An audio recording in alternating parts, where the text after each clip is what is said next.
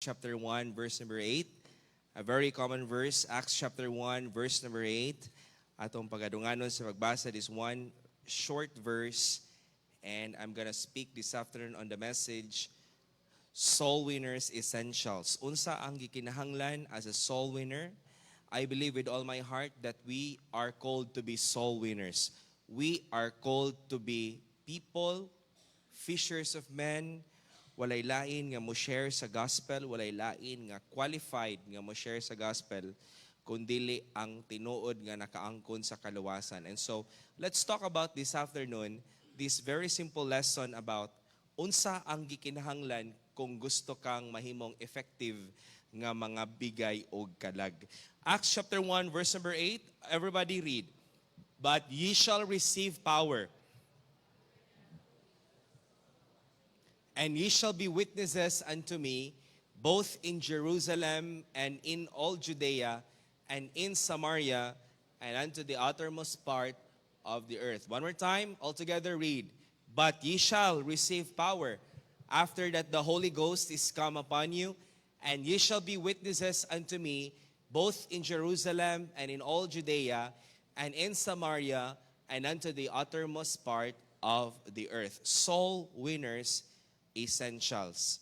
Father, thank you sa imuhang pagtapok namo. I pray nga ikaw mag-bless sa imong simple nga mensahe karon, and tuguti Ginoong Dios nga ang matag usa that we would all be challenged, Lord, to become soul winners. And nagampo ko Ginoong Dios nga this may not be a one time or an overnight. This may not happen overnight, but Lord, I pray that little by little, one step at a time, you would touch our hearts, Lord God, nga sa among kinabuhi, maabot ang punto sa among kinabuhi, Lord, nga we are going to make an action to become a soul winner sa among mga tao nga na imong paabot sa among mga kinabuhi. And Lord, nagampok ko nga magapamuhat ka karon sa imong pulong. In Jesus' name I pray. Amen and amen. You may be seated, please. What are the requirements for soul winners? If you want to be an effective soul winner, kinahanglan naa ka ani nga mga butang. Kinahanglan makasabot ka ni ini nga mga butang. Una sa tanan, the first requirement is the assurance of salvation. Assurance of salvation. The first requirement is assurance of salvation. Again, ang kasiguruhan sa kaluwasan. If you want to be an effective soul winner, kinahanglan, ikaw mismo una, tinuod ka nga luwas. You need to be saved first. You must know without doubt that you are saved. Are you saved? Kung sigurado ka nga luwas ka, pwede kang mangabig o kalag. But if you are in doubt of your salvation, kay dili ka tinud-anay nga luwas, nara diri ba ang kaluwasan ba? Wala diri sa kasing-kasing, wala sa tibok kinabuhi nga ning epekto, then it's difficult for you to win people to the Lord. It's difficult for you to share the gospel because in the first place, you have never been saved. Mo na nga, magsige gyud tag balik-balik og walid diri sa church about salvation, sigurua nga luwas ka, sigurua nga nakaangkon ka sa kaluwasan, sa mga ginikanan nga naa diri nga nagdako na inyong mga anak sa church, sigurua gyud nga inyong mga anak luwas, kay dili ang kaluwasan nagbase kung nagdako sa simbahan ang atong mga anak. Sigurado gyud nga sila mismo duna sila'y relasyon diha sa Ginoo pinaagi sa kaluwasan. The Bible says in 1 John chapter 5 verse 13, these things have I written unto you that believe on the name of the Son of God, that ye may know that ye have eternal life, and that ye may believe on the name of the Son of God. Ingon ang pulong sa Ginoo, if you have received Christ as your Lord and Savior, kung imong gituhuan o gidawat si Kristo sa imong kasing-kasing, you ought to know. You ought to know. You ought to know. You ought to know. Know what? To know that you have eternal life. And that eternal life nga imong naangkunan ang tinuod nga nakaangkon sa kaluwasan, dili gyud ka mahimutang nga ang uban dili sad makaangkon sa kaluwasan. You cannot keep yourself from depriving your parents, depriving your loved ones nga dili sila makaangkon sa kaluwasan. Kay kahibalo ka nga walay lain nga pinakatamis nga kinabuhi nga nakaangkon sa kaluwasan diha ni Jesus Christ. So una sa tanan, be sure that you are saved. Are you saved? Sigurado ba gyud ka nga naluwas gyud ka? Hala, mga big tagkalag. Share the gospel of the Lord Jesus Christ. The second essential is this. Number 1, assurance of salvation. The second essential is the purity of life. Ang pagkaputli sa kinabuhi sa tao. Someone said that the effectiveness of Christian life is like an airplane. An airplane made of 2 wings. Left and right. Left wing and right wing. O ang eroplano, kung isara ang iyang pako, dili na siya makalupad. Magtuyok-tuyok na siya. Dapat duhajod ang pako. Dapat sa duhapod ang pako sa Kristohanon. Unsa man ang usa ka pako, pastor? Kinahanglan, ingon ang pulong sa Ginoo, kinahanglan ikaw una mismo pinaagi sa pulong sa Dios, imong i-share ang maayong balita sa kaluwasan.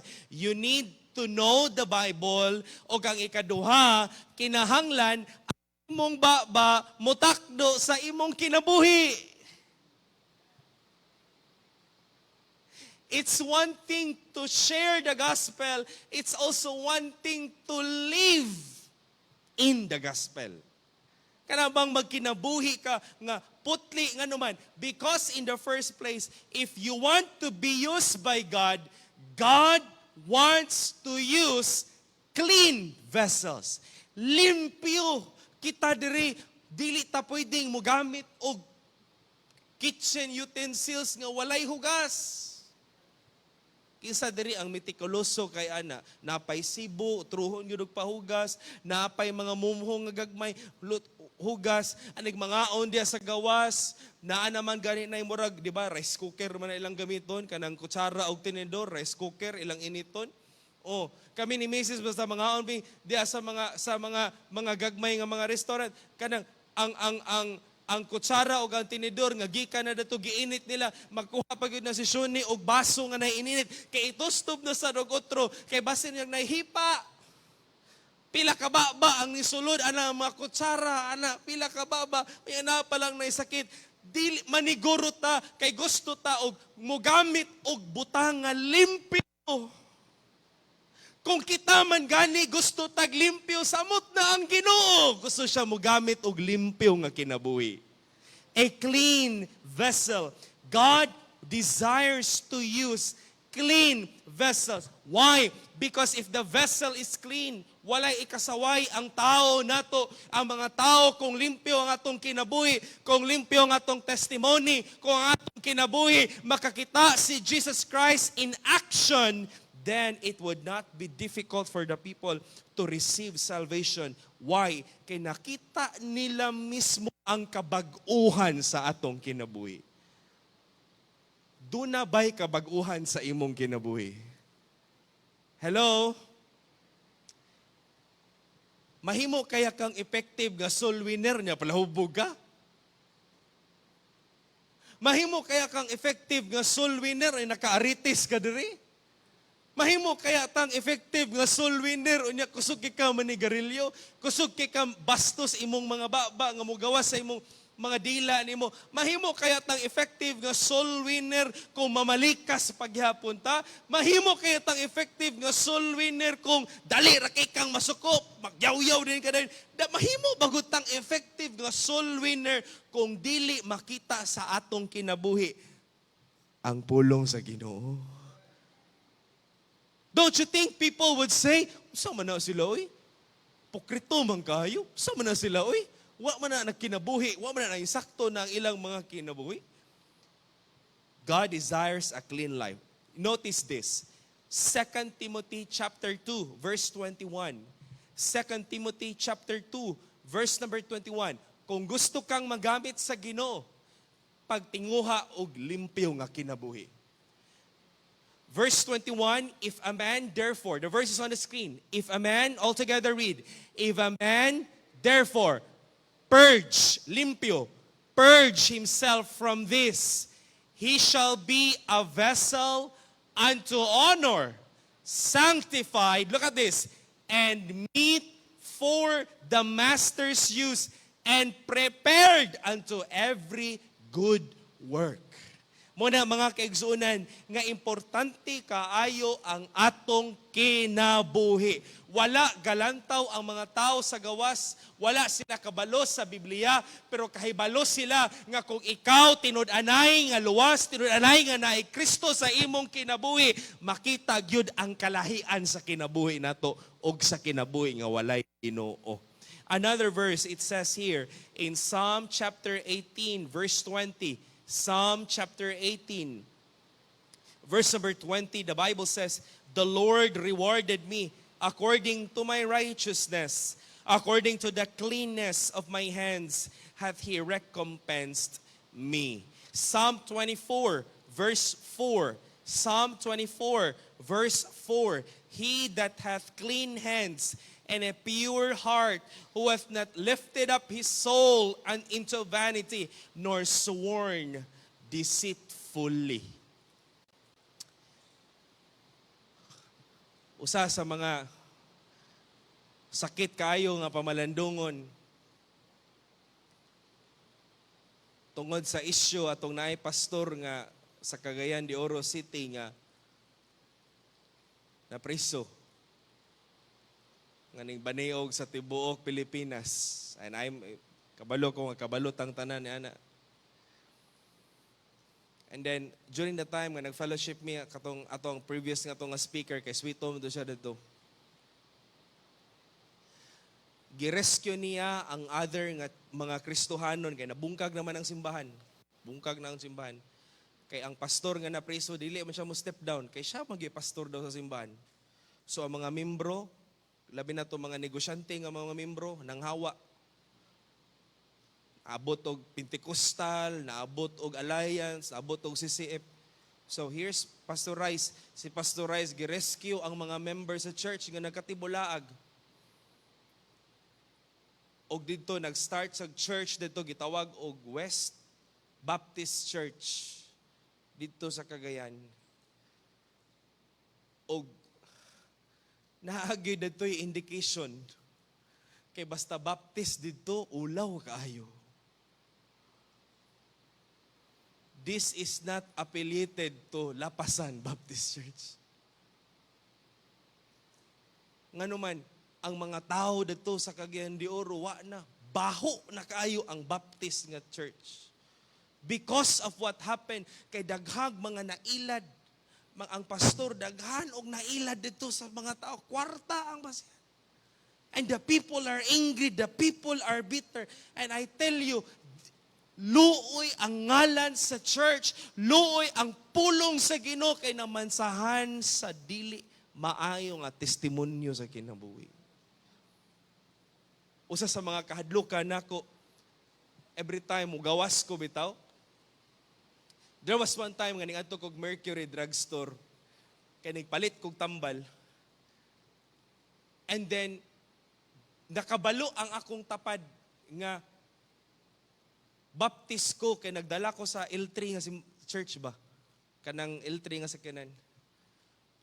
O basta gani mo ana na gani nang tapad. Wala baptist day ka.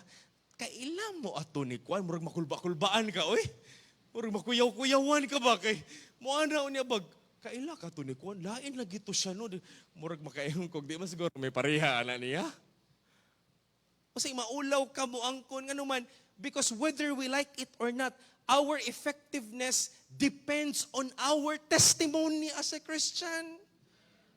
Dili ta mahimong effective mo bitaw na in this church, in this pulpit, we always preach about walking, living right before God because our testimony hinges on kung unsa ang atong pagkamatinud-anon nga kinabuhi. atubangan sa mga tao nga nagtantap nato. People are watching us. People are observing us. And if they will not see Christ in action sa atong kinabuhi, maskin pag maayo kay ka manulti, ang mga tao, dili gyud mo tuon nimo. When you hear somebody preaches the word of God, niya kabalo ka sa iyong kinabuhi, mangyamid ka, oy. Ano ka? Pukrito, maning tawahanan ni, oy. But-buton, maning tawahanan ni, oy. Mo na ang bation sa tao nga mo share ka sa gospel pero ang kinabuhi sa ga-share wala ning tugma sa pulong sa Ginoo. Mo na church, listen to me. Have a pure life. Ayaw gyud og paghimong kalibutanon nga Kristohanon. Ayaw gyud nga diri Ginoo pikas kalibutan, dapat magkinabuhi tang limpyo at tubangan sa Ginoo. Ask the Lord to purify your heart. Lord, cleanse my heart. Lord, limpyuhi ang akong kasing-kasing as you live from day to day. Pangayoon nimo sa Ginoo nga dili ka masulod sa temptasyon. Pangayoon nimo sa Ginoo nga ilikay ka sa bitik sa kaaway. Are you still praying? Lord, tabangi ko today nga dili ko mahulog sa sala. Are you still praying? Lord, tabangi ko nga makabarog ko sa kong Kristohanong kinabuhi. Why? Because purity in life is very important as a soul winner. Ikatulo, yieldedness. Number 1, assurance of salvation. Ikaduha, purity of life. Ikatulo is yieldedness. Una sa tanan, you need to surrender yourself to the Lord. Ayaw pagsalig sa imong kaugalingon. If you want to become an effective soul winner, first of all, surrender yourself to the Lord. Here's what God said. Romans 12:1 and 2. I beseech you therefore, brethren, by the mercies of God, that ye present your bodies a living sacrifice, holy, acceptable unto God, which is your reasonable service. When you offer yourself to the Lord, when you surrender yourself to the Lord, it is not difficult for you to share the gospel. Pero kung wala pa nimo gihatag mong kinabuhi sa Ginoo, imong kabubuton ang matuman. Imong desisyon ang matuman. Pero lahi na kung gisurrender nimo sa Ginoo, siya na ang matuman sa imong kinabuhi. Lord, here's my life.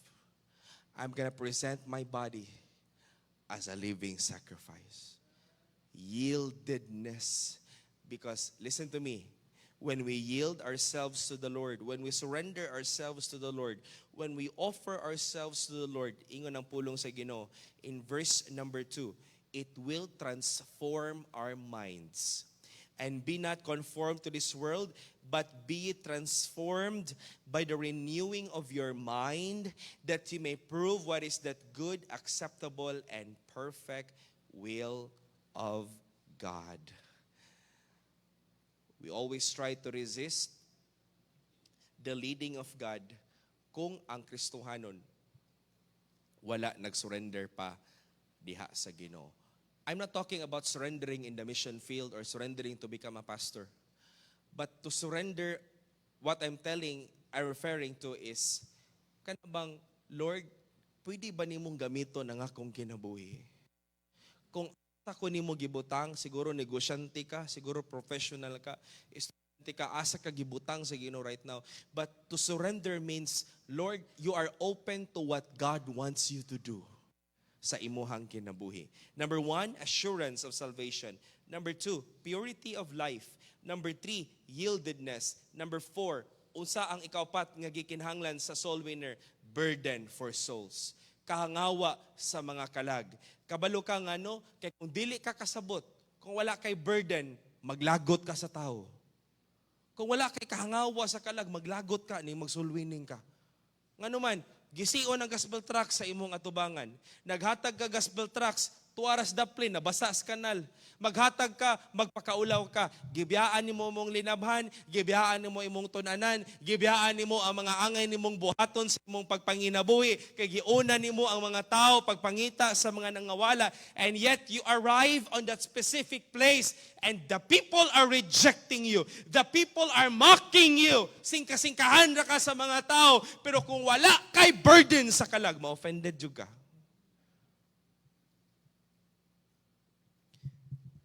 Pero kung na kay burden, mobati kag kaluoy sa mga tao. Matthew chapter 9, verse 36, Jesus said, Matthew 9:36, but when he saw the multitudes, he was moved with compassion on them, because they fainted and were scattered abroad as sheep having no shepherd. I've been praying for this. Nga dungagan sa Ginoo og burden ang ato mga kasing-kasing sa mga kalag. Kana bang mubati ta ba kanang muhilak ta sa mga kalag ba kana bang magunahuna bitaw ta, Lord, maluwas unta ni sila, Lord. Oy, Lord. Kung wala kay burden, gisia. Sik sulay gisi. Moana pa ka, sulay gisi. Lambahan pagkag sira, mo action pagkag moana ka ba, mura kag maigking ba, matandog sa imong garbo. Pero kinahang og pailob o kinahanglag burdened. Kay kung wala tay burden, mabugatan ta, muundang ta sa pag-share sa gospel. Kung wala tay burden, puro negative ang atong huna-huna. Ay, wala may maluwas, wa may mudawat, wa magyapoy maandig sa church. But when there is a burden, you will have that compassion sa mga kalag, sa mga tao. Are you still praying, Lord, tigay kog burden sa mga kalag? Lord, tigay kog Lord, maluwas unta ni akong mga classmates, Lord, mubati pa mo yun, ana. Lord, kani akong pamilya, Lord, nga napag ko'y kauban sa pamilya nga panaluwas, Lord, maluwas unta ni sila. We need a burden for souls. Burden for souls. I remember unang nagtrabaho ang mga trabahante diri. Di gyud ko mahimutang, di gyud ko ka-share sa gospel. So one morning, giingnan ako sila, okay, before mo magtrabaho, maminaw sa mo sa pulong sa Ginoo. I share to them the gospel. Mga tagak pa lang na sila diha sa ibabaw. Makurintihan pa lang na sila diha. Kinahanglan na atay concern sa mga kalag. Muna nga, pangayoon gyud nato na sa Ginoo. Kay ngano man ang atong kasing-kasing kung dili ta magbantay malumos ni sa mga kalibutanong butang. Dapat ang atong treasure wala diri. Ang treasure nato naa sa langit nga atong ato naman sa atong kamatayon. Number 1, assurance of salvation. Number 2, purity of life. Number 3, yieldedness. Number 4, burden for souls. Number 5, prayer. Kung soul winner ka, dapat prayerful ka. Unsa man ang imong prayer, Lord, maluwas unta sila. Ayaw pag-ampo nga mga matay sila. Lord, kanang dili mong dawat, Lord, patya ko na sila, Lord. Lord, pakilati ko na sila. Ula, dili, oy. Wrong. O sa gingon ni Apostle Paul, this is our theme for our conference this month. Ingon ang pulong sa Ginoo, Romans 10, verse will be in the screen. Ingon ng Bible, Romans chapter 10, verse number 1. Ang atong i-pray nga maluwas sila, dili mga matay sila. Verse number 1, all together read, Brethren, my heart's desire and prayer to God for Israel is what? That they might be saved. Lord, maluwas unta sila. Kinsa man ang giampo ni Apostol Paul, mo na tong magsigig sunod-sunod niya, magwali siya, pangitaan siya, bikil, batuon siya. Those are the Jewish people. Mo na ang mga Israelyon. Pero niingon sa Apostol Paul, Lord, I want them to be saved. And the reason why ang Kristohanon, wala tay tinguha nga maluwas ang tao, kay wala man tay ampo-ampo. Di man tayo mag-pray. Usa nga itong i-pray, aturo man kaugalingon. Lord, panalangini ko. Lord, ihatag ni sa kuha. Lord, kani Lord, ako. Puro ginimuha tanan. Dapat ang prayer, ulahin na ang imong kaugalingon, una ang ubang tao. Di gid mo ganahan nga ulahi mo, no? Gusto gid yung una inyong kaugalingon. Brethren, my heart's desire and prayer to God for Israel is that they might be saved. I want them to be saved. Atong i-pray karong anniversary nga akong giingnan si Brother Kenneth nga i-invite silang samiko ug ang mga officials sa pagadian. Kung wani silang Victorio pagkahapon, mas maayo. Pwede po digdungan sila, no? Tapa, diba, dire pikas. But they need to be saved. Maskin paghabog kayo na sila, diri naman sa kalibutan ng posisyon. Wala naman sa Ginoo ng posisyon. Pareha raman tang makasasala sa Ginoo. Wala may ito nga, sa impierno mo ana ang Ginoo, o demonyo, Satanas ka na, kay gobernador na, di kay init ha, dili kay init. Wala may ingon ana sa impierno, wala may VIP treatment sa impierno. Pareha raman og padulngan ang maggobernador og maordinaryo nga citizen, padulong ra pareha sa kainit sa kalayo. They need to be saved. Dili na ko kinahanglan mo dagan pagka-congressman para ma-win na to sila sa Ginoo. Pagkabinuang, dagan ko pagka-mayor kay para ma-win ako ang mayor. Nabuak na yun. Pag uman, corrupt na rin kayo. Tingala ka, si pastor, gana din kay kwarta. Kaya daga magsapi, is politika. Sapi nga, di minsakto pagkakuha. Dili na kinahanglan. Just be available to the Lord. Naay mga tao sa church nga naay access niya na sila ang gamiton sa Ginoo. But we need to pray that they would be saved. I pray nga this afternoon magampo ta nga Lord, maluwas unta Lord ang mga katawhan diri sa Pagadian City. It is my prayer nga this year makastart ta og tudlo sa mga bata. Gusto na ko ibalik ang tudlo sa mga bata karon na year. Gusto na ko nga i-arrange ang soul winning na to every Saturday nga igrupo na ko ang mga women ug mga men ba, mga adult. Tanan nga soul winner igrupo na ay team 1, na ay team 2. Dayon dili ta usa og area tanan, dahil lain tag area tanan para daghan tag ma-reach out ba. Dayon wadto tag lagyong lugar, wadto tag mga kanang mga tao bitaw nga di gid maabtan sa gospel ato na silang adtuon. Church, kinahanglan na ako, I've been praying for that nga dili ang focus nato diri sa sulod sa church, ang focus nato pagawas ang atong focus. Di ta magsiglantaw, magpahambugay kung kisa kundi magdinasigay ta nga daghan tag ma-reach out nga mga tao ngadto sa kaluwasan. That is our goal. Our prayer is that they might be saved. Ako otruhon, ayaw pag-ampo nga mga matay sila, ang atong i-pray nga maluwas sila. Amen? I-pray na to nga maluwas sila. And number 6 and the last. Unsay gikinahanglan sa soul winner? Number 1, sigurado ang luwas ka. Are you saved? Ikaduha, kinahanglan putli nga kinabuhi. Are you living right before God? Do you have sin nga imong gitago-taguan? I-surrender na sa Ginoo. Munay babag nga dili ka mahimong effective nga soul winner. Ikatulo, surrender sa Ginoo. Ayaw ihatag ang imong kinabuhi sa Ginoo kay para ang Ginoo mo trabaho sa imuhang kinabuhi. Ikaapat, kinahanglan kag burden sa mga kalag. Ikalima, kinahanglan ka nga magampo. What is your prayer? Nga silang tanan maluwas. Ikaunom, and the last and very important, the power of the Holy Spirit. Dili gyud ka mahimong effective. Kaning soul winning no, dili ni pamayuhay og baba.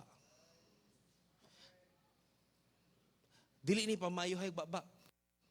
Dili, by the way, dili ni English. Dili ni English. Dapat maluwas ka kay English speaking kay kamo soul winning. And you know what the Bible says that Jesus Christ died for you. He died on the cross and he died and he rose again on the third day and ay mo ang soul winning ganganga.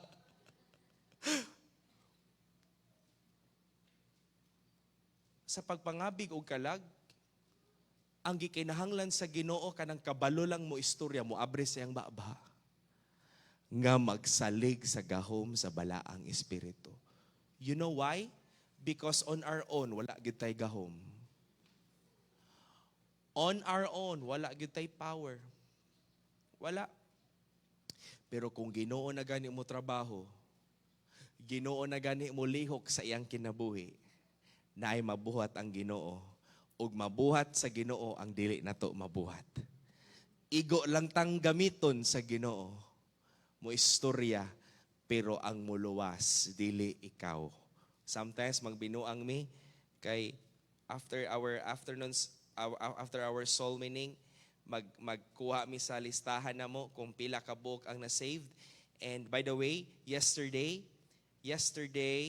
kadali lang, yesterday, we had our soul winning. Kagahapon, 14 na ang ning attend, nadungagan og isa. Kay last Sunday, 13 naman. Karong atong last Saturday, 14 na ang nag-uban. And then ang naluwas, 18. Ang tracks nga na-distribute, 20 kabuok. And next week, maabot na ang gospel tracks nga akong gipaprint nako, gipariso nako. And I'm planning nga magbutang ko og table dira, nga magbutang ko gospel tracks. Nig-uli sa inyong balay gikan sa service, you can get gospel tracts, ibutang niyo sa sakyanan ninyo or ibutang niyo sa iyong bag aron basin asa ka mo adto manghatag ka gospel tracts. Pero magsabot tadaan ato og yung ihatag ha. Basin og taguan na ba natulog gilumot na lang sa imong bag. Ato og yung ihatag. Nindot kaayo. Church, I'm praying that Lord kanang ang Pagadian City ma-reach out nato. Nagtinguha gyud ko nga Lord naata na mi kanabang mo publish ba kanang printer bitaw no, makaprintag mga Bible kahit mga New Testament Bible lang ba para ani guman atong share sa gospel atong mabinlag Bible. Nindot kaayo na nga ministry church, mga kaigsunan, importante kaayo nga magsalig ta sa gahom sa balaang espiritu. Ayaw pagsalig sa imong kaugalingon. You have no power, but ye shall receive power after that the Holy Ghost is come upon you. The instruction of the Lord Jesus Christ is very clear. Human nga ning asensya sa langit, ingon si Jesus Christ, ayaw sa moglakaw. Paabot na sa ninyo nga maabot ang balaang espiritu. Ay mo share. Nga naman, kabalo si Jesus Christ on our own. Wala gitay mabuhat. Muna nga, every time nga mangabig kagkalag, ayaw pagsalig sa imong kaugalingong kamaayo. Masking pag tuwad-tuwaron ng Romans 3:10, Romans 3:23, kabalo ko nga memorize ni mo na. Kabalo ko nga memorize na mo ng Romans 6:23. Pero maskin pagdugay na kang nag-soul winning, inahanglan gyud ka gahom sa balaang espiritu. Depend on the Holy Spirit. Depend on His power. Una sa tanan, ang moabre sa hunahuna ang balaang espiritu. Remember nga, ang nagtabon sa utok sa tao, ang yawa. Ang yawa mo'y nag-blind sa tao. Nga di siya makasabot sa kaluwasan.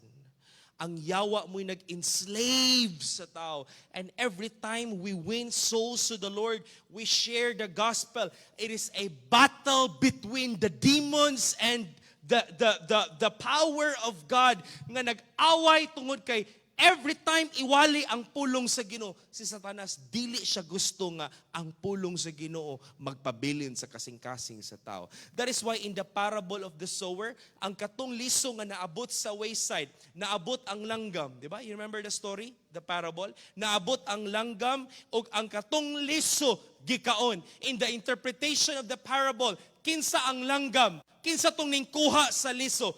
Kinsa ang ningkuha sa pulong sa Ginoo? Ang yawa.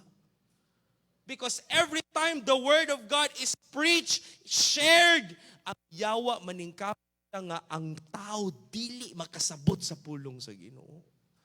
Munang kwaon. Kabantay mo, basta ang tao dili gid siya interesado sa pulong sa Ginoo. Mura ra gyud wala sa iya gistorya nimo. But I tell you, kung tinuod gyud ang taong naluwas, maski pagdili pa nimo na kwaon, mo anha gyud nagsimbahan ngano man tinuod nga naluwas. Tinuod na luwas. I remember I shared ni Pastor Ray during sa youth conference sa Pigkarangan, iya kong gistoryahan niya ba. And sa una daw on the early part sa iyang ministry sa Pigkarangan, hakot og mga tao, hakot og mga tao, hakot. Pag guman og hakot, taas kang linya sa iyang office. Kay halos tanang gihakutan, mga tabang niya. Ano si pastor, mamatay kog sayo ani. Di ni magsilbi. Ang tinuod gyud nga nakasabot sa pulong sa Ginoo nga naigugma sa Ginoo, wani gyud ang simbahan. Muna church, listen to me. Magampo gyud ta nga tandugon sila sa balaang espiritu. Every time nga mag-share ta, always include in your prayer, Lord, Holy Spirit, magpamuhat ka kay dili ni among ministry. Ang soul winning dili na ato ang ministry. Ministry na sa Ginoo. Trabahante ratang tanan sa Ginoo. Ang atong gikinahanglan dili atong kusog, dili atong gahom, gahom sa pulong sa Dios pinaagi sa balaang espiritu. What do we need as a soul winner? We need salvation. Are you saved? We need purity of life. Are you living a pure life, a clean life? Number 3, we need to surrender ourselves to the Lord. Have you surrendered yourself to the Lord or not? Are you still obeying? Ang imong matuman ba? Ang imong kaugalingon ra gihapon? Oh, dapat ang Ginoo ang matuman sa tong kinabuhi when we surrender ourselves to the Lord. Let's pray for burden. Let's be prayerful that they might be saved. And let's depend on the power of the Holy Spirit. Dungo sa ulo, piyong sa mga mata. How many of you this afternoon will say, Pastor, please pray for me. I want to be an effective soul winner. Gusto nako Ginoo nga mahimo kong epektibo nga mag-share sa gospel. I want to have burden for souls. I want to be prayerful. I want to have the power of the Holy Spirit. I want to live a pure life. As the piano this afternoon, play softly. As the piano plays softly, gihangyo tika sa pagtindog. Ang tanan magatindog, ang tanan magatindog. And this is what I'm going to ask for you this afternoon. Pwede ba kang muani sa atubangan and say, Lord, help me nga mahimo kong effective nga soul winner sa church. Lord, tabangi ko Ginoo nga magkinabuhi kong matarong. Tabangi ko Ginoo nga na ako'y kahangawa sa mga kalag. Kahangawa sa kalag. Come on, here in the altar. Soul winning is not just Saturday. You can be a soul winner from Monday to Friday. You can be a soul winner sa mga tao nga imong na-meet. You can be a soul winner every day sa imuhang kinabuhi. Just come and say, Lord, wala ko'y power sa kong kaugalingon, but here's my life. I am available. I want to be used by you. Lord, butangig burden ang akong kasing-kasing sa akong mga classmates, sa akong mga office mates, sa akong mga kauban sa trabaho, sa akong kauban sa panginabuhi. Lord, that they might be saved. I want them to be saved. Ako'y manubag nimo, Lord, kung dili ko makashare nila.